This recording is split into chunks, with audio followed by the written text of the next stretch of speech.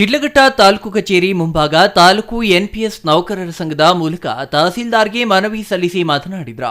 NPS ನೌಕರರ ಸಂಘದ ಅಧ್ಯಕ್ಷ ವಿಎನ್ ಗಜೇಂದ್ರ, ದೇಶದಾದ್ಯಂತ ಎನ್ಪಿಎಸ್ ವಿರೋಧಿಸಿ ಕಳೆದ ಹಲವು ವರ್ಷಗಳಿಂದ ನೌಕರರು ನಡೆಸಿದ ಪ್ರತಿಭಟನೆಗೆ ಮಣಿದ ಕೇಂದ್ರ ಸರ್ಕಾರ ಓಪಿಎಸ್ ಜಾರಿಗೊಳಿಸುವ ಬದಲು ಯುಪಿಎಸ್ ಅಂದರೆ ಯೂನಿಫೈಡ್ ಪೆನ್ಷನ್ ಸ್ಕೀಮ್ ಜಾರಿಗೊಳಿಸಲು ಕೇಂದ್ರ ಸರ್ಕಾರದ ಸಚಿವ ಸಂಪುಟದಲ್ಲಿ ನಿರ್ಧರಿಸಲಾಗಿದೆ ಎಂದರು. ಈ ಯೋಜನೆ ಷೇರು ಮಾರುಕಟ್ಟೆ ಆಧಾರಿತವಾಗಿದ್ದು ಸರ್ಕಾರಿ ನೌಕರರ ಸಂಧ್ಯಾಕಾಲದ ಬದುಕಿಗೆ ಯಾವುದೇ ಸುಭದ್ರತೆ ಒದಗಿಸುವ ಅಂಶಗಳನ್ನು ಹೊಂದಿಲ್ಲ.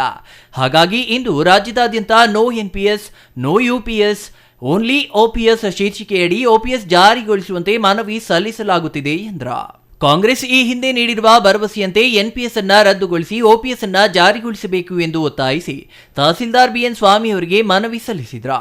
ಆಧಾರಿತ ಪಿಂಚಣಿ ಯೋಜನೆ ಆಗಿದ್ದು ಎನ್ಪಿಎಸ್ ಅಂದ್ರೆ ನ್ಯೂ ಪೆನ್ಷನ್ ಸ್ಕೀಮ್ ಅಂತ ನಮ್ಮ ವೇತನದಲ್ಲಿ ಬೇಸಿಕ್ ಮತ್ತು DA ನಲ್ಲಿ ಪ್ರತಿ ತಿಂಗಳು 10% ಆ ಒಂದು ಪಿಂಚಣಿ ಯೋಜನೆಗೋಸ್ಕರ ಕಟ್ಟಾಗುತ್ತೆ. OPS ಅಲ್ಲಿ ಅದಿಲ್ಲ. ಜೊತೆಗೆ ಇದು ಮಾರುಕಟ್ಟೆಯಲ್ಲಿ ಷೇರು ಮಾರುಕಟ್ಟೆಯಲ್ಲಿ ಹೂಡಿಕೆ ಆಗೋದ್ರಿಂದ ಅದಕ್ಕೊಂದು ಖಾತ್ರಿ ಇಲ್ಲ, ಇಷ್ಟೇ ಬರುತ್ತೆ ಅಂತೇಳಿ ಖಾತ್ರಿ ಇಲ್ಲ. ಷೇರು ಮಾರುಕಟ್ಟೆ ಅಪ್ ಆ್ಯಂಡ್ ಡೌನ್ ಆದಾಗ ನಮ್ಮ ಖಾತೆಯಲ್ಲಿರ್ತಕ್ಕಂಥ NPS ಮೊತ್ತನೂ ಸಹ ಏರಿಳಿತ ಕಾಣ್ತಾ ಇರುತ್ತೆ. ಹಾಗಾಗಿ ಇಷ್ಟೇ ಒಂದು ಗ್ಯಾರಂಟಿ ಬರುತ್ತೆ ಅಂತ ಅದಕ್ಕೊಂದು ಕನ್ಫರ್ಮೇಷನ್ ಇಲ್ಲ. ಹಾಗಾಗಿ NPS ಯೋಜನೆಯನ್ನು ನಾವು ವಿರೋಧ ಮಾಡ್ತೇವೆ.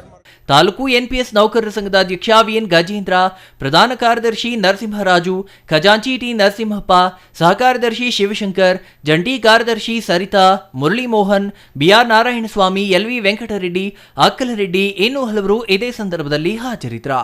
ಛಾಯಾ ರಮೇಶ್, CTV ನ್ಯೂಸ್, ಶಿಡ್ಲಘಟ್ಟ.